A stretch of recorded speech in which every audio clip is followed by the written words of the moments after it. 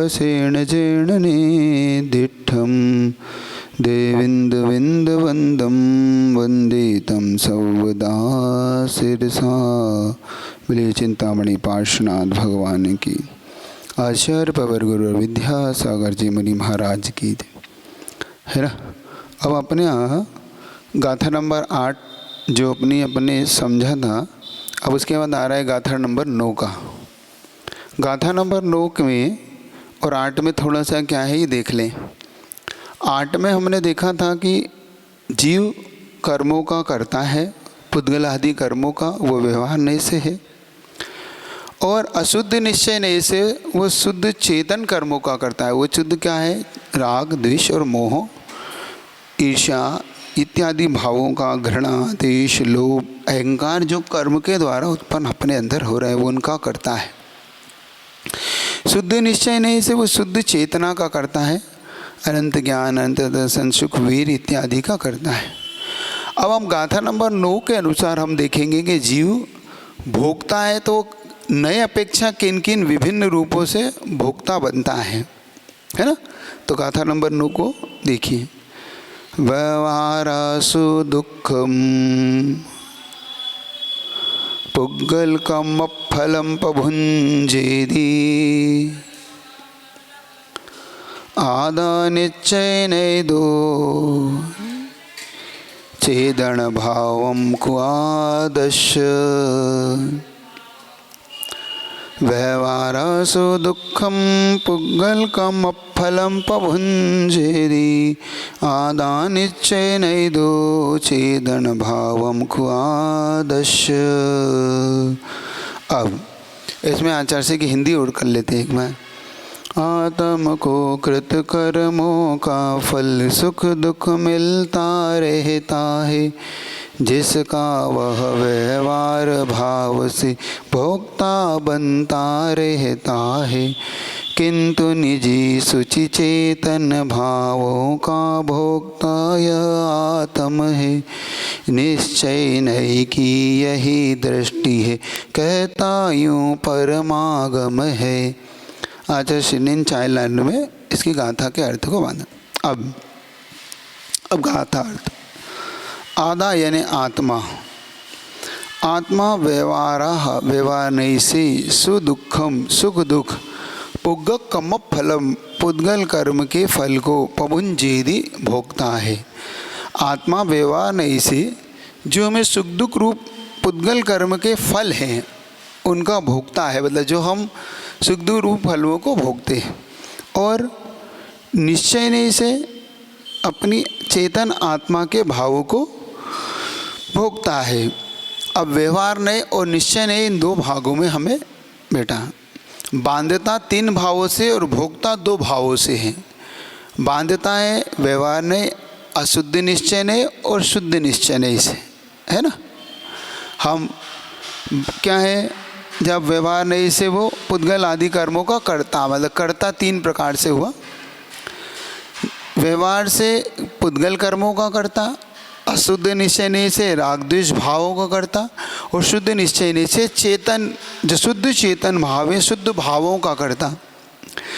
और यहाँ पर भोक्ता में व्यवहार नहीं से जो सुख दुख रूप कर्म के फल उत्पन्न हो रहे वो उनका भोक्ता, और निश्चय नहीं से अपनी चेतन भावों का भोक्ता। ये भोक्ता 2 प्रकार का हुआ। हमारे यहाँ कर्म जैसा बंधता है हम वैसा ही भोगते, ये हमारा का सिद्धांत। क्योंकि जैन सिद्धांत हमें समझना होगा कि जैन सिद्धांत कैसा है। जैन सिद्धांत हमें पकड़ में आने लग जाए तो हमें बहुत जल्दी। तो जैन सिद्धांत के अंदर हम लोग जो फलदान देखते हैं, हमारे यहाँ विपाक विषय होता है ना, विपाक यानी कर्मों का फल। तो विपाक विषय मतलब उन फलों का चिंतन करना जो प्राप्त हो रहा है। तो वो किन से प्राप्त हो रहा है? वो कर्मों के उदय में। तो जब कर्म हम नहीं बांधे तो उदय भी हमें ही आएंगे, और उदय हमें आएंगे तो भोगना भी हमें ही पड़ेंगे। हम ये नहीं कह सकते कि ये कर्म कर्म को भोग रहा है, कर्म कर्म को फल रहा है, ये यहाँ पे नहीं चलेगा। क्योंकि हमन व्यवहार नहीं का आश्रय यहाँ पे हमने ले रखा है। तो हमें कर्म जब उदय में आता है तो किस प्रकार से आता है, ये बस इतनी थ्योरी हमें पकड़ना है आज। मान लो हमने किसी के साथ बुरा किया, अब हमें जब वो फलदान देगा तो हमें हमारे साथ भी बुरा होगा। अब सामने वाले को हमने बुरा किया था, अब हमें वो किसी रूप में दे सकता है, वो सामने वाले के निमित्त से दे सकता है, पर निमित्त से हो सकता है, अथवा अचेतन किसी पदार्थ से हमें दुख हो सकता है, क्योंकि हमने दुख दिया है तो होगा। सीता के बारे में सुनते हैं कि सीता पे अपवाद हुआ, लेकिन सीता पे अपवाद बिना कर्म के कारण हुआ, ऐसा नहीं हो सकता। क्योंकि जब कार्य कारण व्यवस्था को देखोगे तो आपके बिना कारण के कार्य की सिद्धि कहीं नहीं होगी। जैसे बिना बीज के फसल नहीं आ सकती, ऐसे ही बिना किसी कारण के कार्य नहीं हो सकता। मतलब जब हमें संसार में ये देखने में आए कि हमें क्यों दुख मिल रहा है, हमें क्यों सुख मिल रहा है, तो हमें उसके पीछे कारण की ओर जाना चाहिए। हम कार्य को देखते हैं, हम कारण को नहीं पकड़ते हैं।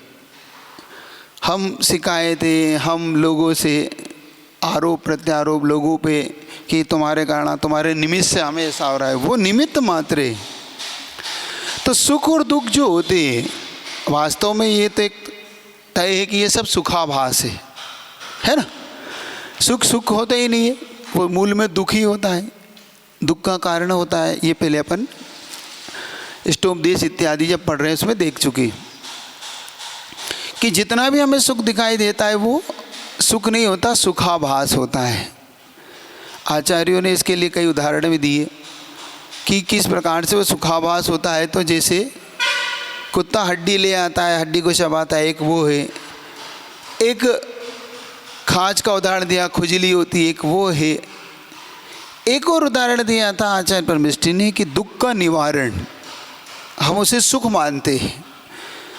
जैसे बुखार आया था कि बुखार आया था 105, और 101 हो गया तो हमने कहा 4 पर जब उतर जाता है 4 डिग्री तो कैसा लगता है, हाँ बहुत अच्छा लग रहा है, बड़ा आराम है, बहुत रिलीफ है। तो हमने उसको सुख मान लिया, है ना। वो सुख नहीं था, बल्कि बुखार का कम होना था, वो सुख नहीं है। बुखार तो कब होगा, कम जब नीचे पूरा उतर जाएगा। और वास्तव में बुखार अपना जाता नहीं है, हमारे साथ बुखार हमेशा बना रहता है। वो 97 है, अब जब 97 है उसको क्या आप बुखार नहीं मानते है? बुखार अगर उससे नीचे उतर जाए तो मृत्यु की ओर चला जाएगा जिसको कहते हैं ठंडा पड़ने लगा अभी, है ना। ये भैया आप देखो, ये तो ठंडा पड़ रहा है, मतलब इतनी हीट तो आपके शरीर में चाहिए। अब वो सहनीय है, तो सहनीय है तो हम उसे बुखार नहीं मानते जो असहनीय हो जाता है जब 99, 100, 101, 2 तो हम उसे बुखार मानने लगते। ऐसा ही होता है जब कर्म का उदय सहनीय होता है, तब तक हम उसे ज़्यादा विकल्प राग द्वेष नहीं होता। क्या इस समय कर्म का उदय नहीं है तो हमें असहनीय नहीं है ना, तो हम स्वस्थ बैठे हैं। अब हाँ अभी हमें क्योंकि सहन हो रहा है हमें। इस समय ज्ञानावर्णी का उदय है, दशनावर्णी का उदय है, वेदिनी, मोहनी, आयु, नाम, गोत्र, 8 कर्म का उदय है। आयु कर्म का उदय नहीं है आपको? अरे उदय है कि नहीं ये पूछ रहा हूँ। बंद की ओर क्यों जा रहे हो आप? मैं बंद की, आप बंद की ओर चले गए। मैं तो उदय की कह रहा हूँ, आपको उदय नहीं है। अभी 8 कर्म का उदय है, लेकिन हमें कोई विकल्प नहीं, कोई वो ज़्यादा नहीं हो रहा है, क्योंकि अभी हमें सब सहनीय है। इसमें से ही मान लो कोई सा भी कर्म हम एकदम तेज हो जाए हमारे साथ, ज्ञानावर्णी का उदय होगा तो हमें ज्ञान को ढकेगा, दशनावर्णी का उदय होगा तो हमें कम दिखेगा, मोहिनी का उदय होगा, वेदनी का उदय होगा तो हमें सुख, हमें बहुत ज़्यादा एकदम सुख मिलने लगेगा तो हम फूल जाएंगे, बहुत ज़्यादा दुख मिलेगा तो हम घबरा जाएंगे। मोहिनी का उदय पड़ेगा तो हमें अगर तीव्र मोहिनी का उदय पड़ जाए तो हम सम्यक दर्शन तक को छोड़ देंगे, क्योंकि अनंत अनुबंध इत्यादि का उदय चाहित मोहिनी का हो जाए, सम्यक दर्शन तक चला जाए, और दर्शन मोहिनी का हो जाए तो मिथ्यात्व में आ जाए, ऐसा भी हो सकता है। आप माइक से बोलो, आप क्या बोलना चाह रहे, क्योंकि तो समझ आपका आता नहीं मुझे, आप लोग इतनी दूर बैठते हैं ना। तो अब मोहिनी, नाम, आयु, आयु जिसे हम अभी महसूस कर रहे हैं, जिसे हम अपने आप को मनुष्य मान रहे हैं, कैसे मान रहे हैं? मनुष्य आयु के कारण मान रहे हैं हम। हाँ, फिर अपना मोनी आयु नाम गोत्र हम ऊंच नीच कैसे मानते हैं? मैं उच्च कुल का हूँ, ये नीच कुल का, ये गोत्र कर्म कारण मान रहे। नाम कर्म कारण, मैं सुंदर हूँ, मैं कुरूप हूँ, मैं रूपवान हूँ, देखो इसकी बोलने का अच्छा, ये नाम कर्म के कारण। और आयु वेदनी नाम गोत्र अंतराय, मुझे तो ये प्राप्त ही नहीं होता, मुझे ये मिलता ही नहीं है, मुझे दान ही नहीं दे पाता, मुझे लाभ ही नहीं होता, मुझे भोग की सामग्री, उपभोग की सामग्री और मुझे में शक्ति नहीं, ये अंतराय। हाँ, क्या पूछ रहे? महाराज जी अभी तो ऐसा लगता पढ़ते सुनते थे। चालू तो कर।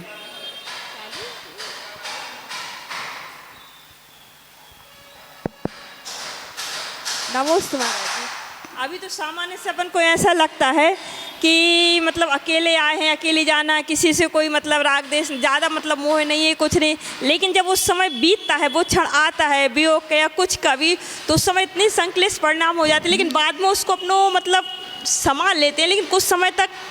तो उसके लिए क्या मतलब? हाँ, मैं बता देता वो क्यों होता है ऐसा, वो समझे आप। हमारे अभी अपने समय, मैंने कहा इस समय हमारे कर्म का उदय बिल्कुल फ्लो में है। जब नदी बिल्कुल फ्लो में होती है, कमज़ोर होती है, उसकी धारा हल्की बहती है, तब उससे पार करना कोई आसान काम होता है। आप आसानी से नदी में पैर डाल के उतर जाते, लेकिन जब उसमें बाढ़ आ रही होती है, जब तेज़ बहाव होता है, तो फिर हम अरे भैया अभी बाढ़ अगर उतर गई तो उसके बाद बह जाते, हाथी तक बह जाते। बाढ़ आती है जब नदियों में आती है, देखा आपने कैसे पुल के पुल बहते हैं, बसें की बसें बह जाती हैं। क्या है? बाढ़ है। अब बता देता हूँ आपके प्रश्न का उत्तर। आपने ये पूछा इस समय तो हमें कोई दिक्कत नहीं है, लेकिन जब बीतती है हमारे ऊपर, तो इस समय में हमें क्यों नहीं है? क्योंकि हमेशा हम कर्म का होता है फ्लो में, हमारे बिल्कुल शांत है, एकदम धीरे धीरे बह रहा है, इसलिए हमें फ्लो। जब वो कर्म बाढ़ रूप में आएगा तो कैसे बीतेगा हमारे ऊपर? कैसे बीती? मान लो हमें वियोग हुआ किसी चीज़ का, किसी वस्तु का, व्यक्ति का, अपने वालों का, तो वो वियोग बिना कारण के नहीं हुआ, कारण से हुआ। क्या हमारे पाप कर्म का तीव्र हुआ कि जो हमारा साथी था, हमारा मित्र था, हमारा पारिवारिक था, जो भी था, अब उसका हमसे वियोग हो गया। हमसे वियोग हुआ तो कर्म का उदय आया, कर्म के उदय में वो वियोग हुआ। अब वो वियोग हुआ तो बाढ़ के रूप में हो रहा है अभी तो, क्योंकि बाढ़ आ रही है। बाढ़ आ रही तो हमें सहन नहीं हो रहा है। पहले सहन ही था, क्यों? क्योंकि हमें कर्म का उदय कम था। दो चीज़ मैंने आपसे कही थी, राम का जीवन दो भागों में देखना। आप राम का जीवन देखोगे, राम का जीवन एक है अपने भाई लक्ष्मण के लिए, सीता के प्रेम, लक्ष्मण से प्रेम, और एक तरफ है उसका अपने वैराग्य वाला जीवन, जब लक्ष्मण जी चले गए, एक वो जीवन। तो पहला जीवन जब देखो, वो जब सीता ने दीक्षा ली तो राम कहते हैं क्या तो दीक्षा ले रही है, अभी क्या ज़रूरत है, अब तो हो गया अपवाद ख़त्म। सीता ने फिर भी दीक्षा ले ली। सीता के कोई दिन दीक्षा ही हुए थे, कृतांत वृक्ष ने ले ली। कृतांत वृक्ष ने सीता को जंगल में छोड़ते ही दीक्षा ले ली थी। उसने भी दीक्षा ली, उसको भी समझाया कैसा है, तू क्यों जल्दीबाजी कर रहा है। अब देखो समझा रहे राम। फिर लवकुश ने दीक्षा ली। अब लवकुश को भी, बेटा अभी तुम जवान हो, क्यों दीक्षा ले रहे हो, उसने भी ले ली। भरत ने भी ले ली, सब ने ले ली, लेकिन राम ने दीक्षा क्यों नहीं ली? जब तक लक्ष्मण से मोह था उनका, लक्ष्मी प्रिय था उनको, लक्ष्मण अंतरंग से उनको इतना प्रिय था कि लक्ष्मण के प्रति उनका इतना तेज भाव था कि लक्ष्मण को छोड़ नहीं सकते थे वो। तो इसलिए कहा कि मैं लक्ष्मण को नहीं छोड़ पाऊंगा, और इसीलिए वो दीक्षा नहीं ले रहे थे। लक्ष्मण से उनका प्रेम, और ये पूर्व जन्म का इनका ऐसा संयोग होता है, नारायण प्रति नारायण का भातृ प्रेम इनका इतना गहरा होता है कि एक दूसरे को नहीं छोड़ पाते ही है। अब देखो यहाँ तक मोहिनी का उदय है, नहीं छोड़ रहे हैं।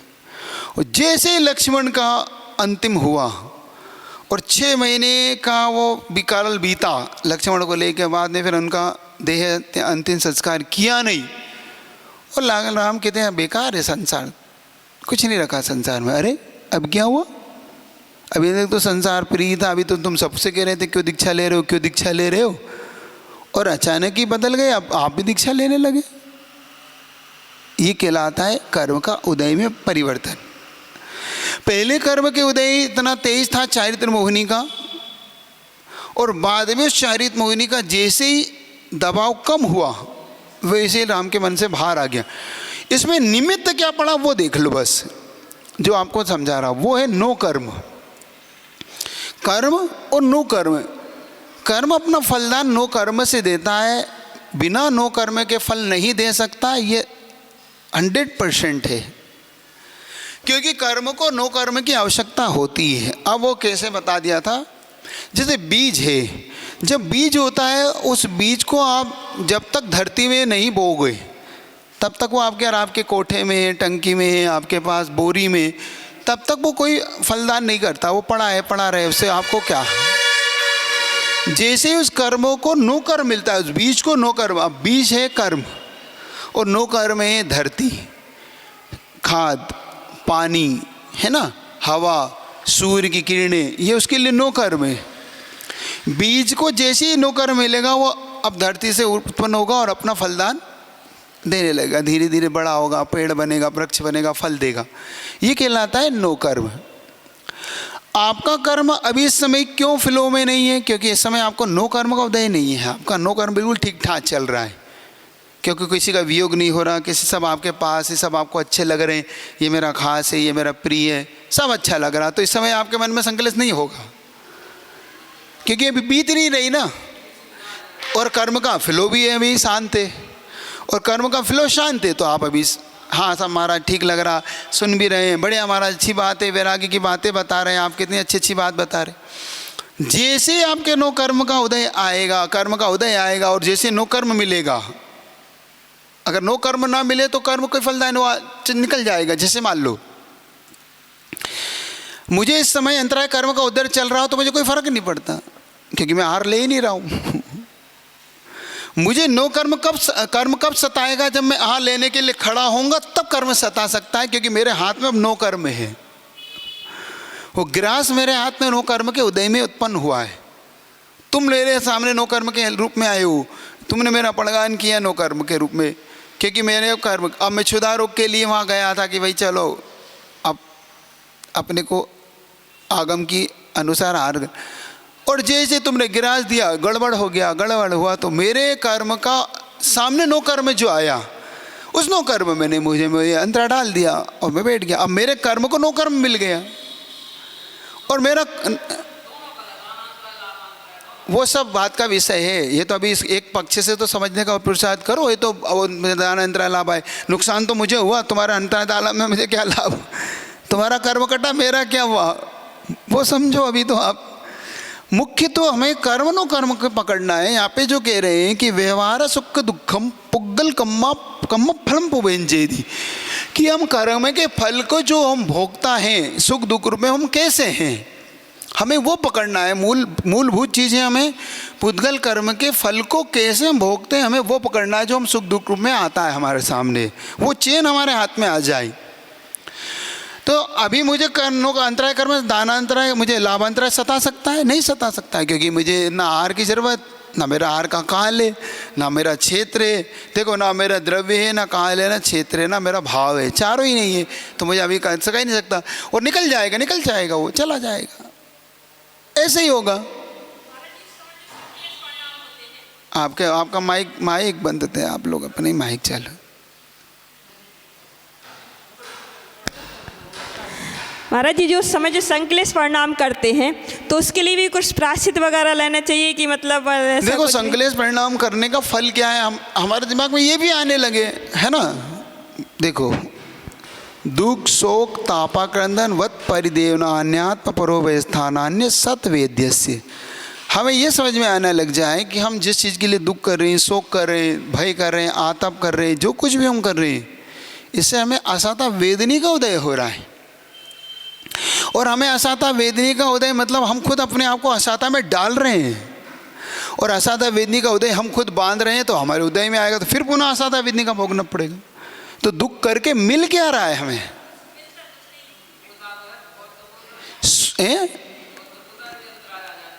अरे मिल उससे हो क्या रहा है फिर? हाँ ये जरूर है कि अब पंच परमेष्टि के लिए रोना आना और पंच विष्णु के रोना आना, इसमें अंतर है। अब ये समझ लो आप, पंच परमेष्टि छूट रहे हमसे, पंच परमेष्टि को अंतराय आ गया, भगवान हमें नहीं मिल रहे, भगवान के दर्शन नहीं मिल रहे, भगवान का मंदिर नहीं बन रहा, हम महाराज को नहीं रोक पा रहे, हमें शास्त्र की उपलब्धि नहीं हो रही। तो देव शास्त्र गुरु की उपलब्धि में हमें रोना और एक अपने परिवार के लिए रोना, विषयों के लिए रोना, वहाँ पंच परमेष्टि के लिए दुख करना तो आपके लिए सुख का कारण बनेगा,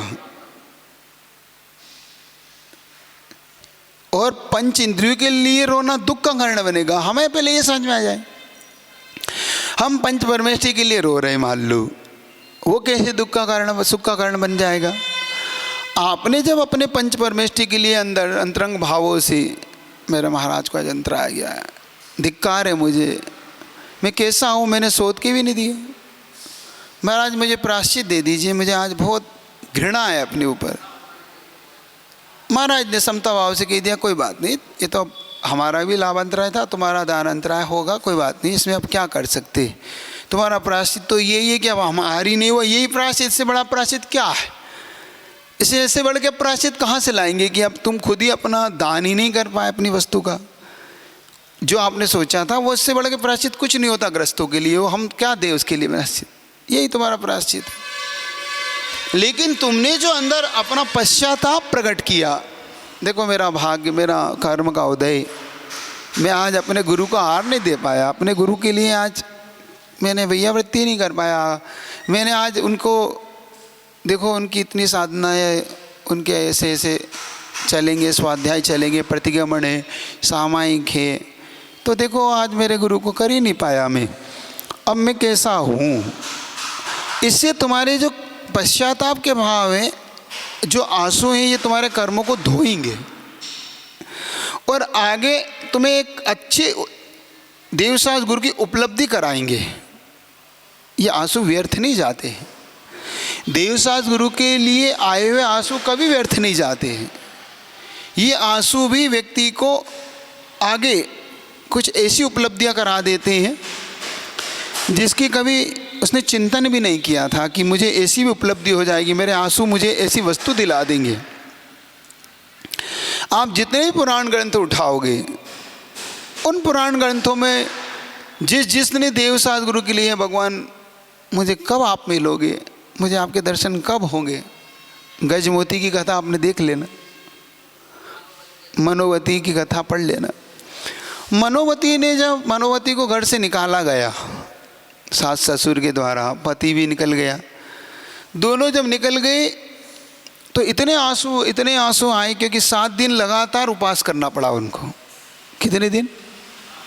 7 दिन लगातार उपवास यूँ करना पड़ा कि उसके पास मोती थे ही नहीं, और उसकी प्रतिज्ञा थी कि मैं जब तक मोती ना चढ़ा दूँ, और छोटा मोती नहीं, गज मोती, वो मोती ना चढ़ा दूँ जब तक मैं आहार नहीं, भोजन नहीं करूँगी। और पति भी कह रहा है कि अब पत्नी को नहीं तो मैं भी क्या, कम से कम इतनी भूखी है, मैं कैसे करूं। दोनों के उपवास हो गए 7 दिन लगातार। दीवों के आसन को हिला डाला उनके उपवास ने। उनके अंदर जो भाव, उनके अंदर ये भी भाव आ रहा है कि है भगवान आपके दर्शन नहीं हो रहे हमें, ये भी एक भाव, मुख्य भाव। गजमोती के साथ साथ उन्हें प्रतिमा भी नहीं मिल रही थी, क्योंकि वो जंगलों में भटक रहे थे, क्योंकि उन्हें घर से निकाल दिया गया था। तो जंगलों में अब एक तो दर्शन प्रतिज्ञा, दर्शन हो तो भोजन करें, और दूसरी गजमोती के साथ दर्शन करें तो भोजन करें। 2 प्रतिज्ञा थी उनकी, एक तो भगवान मिले, दूसरे गजमोती मिले। छोटी सी वस्तु भी जीव को कैसे ऊपर उठाती। अब उनका संकल्प व्यर्थ नहीं गया, जब आंसू से भर गए उनके अंदर ऐसा संकल्प भाव उठा, तो देखो कैसा प्रकृति उनके पक्ष में चली गई, उनके पास कैसे पुण्य का अनुबंध करा गई। 7वें दिन जब स्वप्न आता है मनोवती को, कोई डरो नहीं, तुम्हारी प्रतिज्ञा में तुम सफल हुई हो, तुम्हें परीक्षा में पास हो गई, तुम्हारा रिजल्ट आने वाला है। क्या आने वाला रिजल्ट? तो बस जहाँ हो उस दान पे खोद डलो। खो देते ही, कुछ देर खो देते ही भगवान पार्श्वनाथ की मूर्ति निकली, और उसी के नीचे मोतियों का भंडार निकला। अब चढ़ाओ खूब मोती और खूब भगवान के दर्शन करो। है ये व्यर्थ तो नहीं गए आंसू? आंसू ना आंसू व्यर्थ गए, ना प्रतिज्ञा व्यर्थ गई, लेकिन प्रतिज्ञा की प्रतीक्षा और परीक्षा जो दी है, दोनों चीज, एक तो प्रतिज्ञा की परीक्षा और प्रतिज्ञा की परीक्षा, इंतजार, दोनों को करना तो पड़ता है। ये समझने वाला थोड़ा सा सब्जेक्ट है। ये हमारे दिमाग में ये बात आ जाए कि हमने ये जीवन की उपलब्धि हमारे सामने होता हो, तब ये पुण्य और पाप रूप जो कर्म बनते हैं, एक तो वो विषय अपने सामने हो गया, बंद हम समझने लग गए कि हमारे किए हुए निजी परिणामों से हमें पुण्य और पाप रूप दो प्रकृतियां बंधती हैं, सुख दुख रूप, और उसी से हमें सुख दुख उत्पन्न होता है और उन्हीं के हम भोगते हैं। तो यहाँ जो कहा व्यवहार सुख दुखम पुद्गल कम्म फलम भुवंजिनी, पुद्गल रूपी कर्मों का फल जब भोगता है वो क्या है? व्यवहार नहीं से सुख दुख का। आधा निश्चय ने दो चेदन भावम सुखादस, और आत्मा निश्चय नहीं से, अब निश्चय नहीं का मतलब यहाँ पे दो नहीं हो गए, व्यवहार नहीं और निश्चय नहीं। जब हम निश्चय नहीं के आश्रय हम लेंगे तो हम नियम से अपने चेतन भावों के भोक्ता होंगे। तो कौन सा निश्चय लेना है यहाँ पे? शुद्ध निश्चय नहीं को लेना, कि हम निश्चय नहीं से, क्योंकि हम कर्मों के फल से, उस शुद्ध निश्चय नहीं से हमें रत्नत्रय उत्पन्न होगा, और रत्नत्रय से हमें अविनाशी अनेन्द्रिय अतीन्द्रिय अक्षय आनंद वाला जो सुख उत्पन्न होगा, है ना, जो देव इंद्र नागेंद्र के भी ना ही कहो। किनको? इंद्र नागेंद्र किसी को नहीं कहा। वो वाला जो सुख है वो है अतीन्द्रिय सुख। इंद्रियों से जो उत्पन्न नहीं होता वो आत्मा से उत्पन्न होता है। आत्मा में आत्मा के लिए आत्मा के द्वारा ही उत्पन्न होता है। वो अतीन्द्रिय सुख होता है। उसमें ना पंचेंद्रिय के विषय ना बाहरी कोई भी वस्तु, वो सुख नहीं है, वो तो सुखावास है। जो स्वयं से उत्पन्न हो, स्वयं का आह्लाद उत्पन्न जो होता है, बस वही कोई वस्तु, वही कोई आनंद है जिसकी प्रतीक्षा है। वो है शुद्ध निश्चय नहीं से। हमें जब निश्चय नहीं का आश्रय लेते तो निश्चय नहीं क्या होता है? निश्चय नहीं में जब हम रत्नत्रय को देखेंगे, निश्चय नहीं कहाँ से प्रारंभ होता है, ये व्यवहार नहीं कहाँ तक चलता है। जब व्यवहार नहीं को देखोगे तो व्यवहार नहीं आपको चलेगा छठे सातवें गुण स्थान के पहले, और निश्चय नहीं की ओर चले जाओगे तो सातवें गुण स्थान के ऊपर जब आप जाओगे, जब रत्नत्रय एक में होता है, जिसको हम बोलते गुप्ती, तो गुप्ती रूप जब वो होगा तो उस गुप्ती रूप से आपको नियम से उस निश्चय रूप रत्नत्रय की प्राप्ति होती, निश्चय नहीं की प्राप्ति होती। निश्चय रूप रत्नत्रय की प्राप्ति होती तो उसका सीधा लेन देन सीधा सीधा आत्मा से होता है, और वो आत्मा के में ही होता है। तो जब आत्मा से उसका डायरेक्टर हो जाता है, उसको बोलते हैं निश्चय नहीं। निश्चय जो हमारे लिए अपने आप में हमें आनंद देगा, हमारे अपने लिए होगा, वो हमारी अंदर से उत्पन्न होगा। उसमें बाहरी कोई भी वस्तु नहीं होगी, ना व्यक्ति होगा, ना वस्तु होगी, कुछ भी नहीं, ना कर्म का उदय, कुछ भी नहीं। क्योंकि कर्म के उदय में तो हमें सुख रूप फल मिल रहा है। हमें तो अतीन्द्रिय सुख की प्राप्ति है ना, जो हमारे लिए होगी और अपने लिए अंदर से होगी, वो होगी रत्नत्रय। वो रत्नत्रय जब एक हो जाता है, शुद्ध भावों से युक्त होता है, उस भावों से ना ध्येय ध्याता ध्येय में विकल्प न वच कहो। एक हो जाते ध्यान ध्याता और ध्येय, तीनों जब एक होने लगे, आपके एक में एक होने लगे। इस प्रकार से आज थोड़ा सा इसकी इतना ही रखता हूँ, क्योंकि सुख दुख रूप होता है। क्या पूछ रहा है कुछ? हाँ, चालू तो कर लो पहले। उपशम वाला 11वें गुण स्थान से मिथ्यात के कारण की मिथ्या सम्यक दोनों के कारण गिर सकता है। 11वें गुण स्थान में ना मिथ्यात है ना सम्यक मिथ्यात है, कुछ भी नहीं है। उपशम दबा हुआ ना, दबा हुआ उपशम गिरता है जब। पहले ये समझो अच्छे भावों से कि जो मिथ्यात का उदय पहले गुण स्थान से आगे नहीं आता कभी भी, कितने ही हो कुछ हो जाए। और सम्यक मिथ्यात का उदय तीसरे गुण स्थान से ऊपर नहीं आता। हाँ। आप पहले ये समझ लो, आएगा तो गुणस्थान कृत आएगा ना। आप 11 गुणस्थान की चर्चा करोगे तो 11 स्थान में उसका उदय ही नहीं आएगा वहाँ से। तो ये बोलते हैं ना मिथ्या उदय होता है तभी नीचे गिरते हैं श्रेणी से। वो बता दो, अब कल बता दूँ, आज तो समय नहीं है आपका, सब हो गया। अभी इधर ही रखता हूँ। चलिए, जिनवाणी के ज्ञान से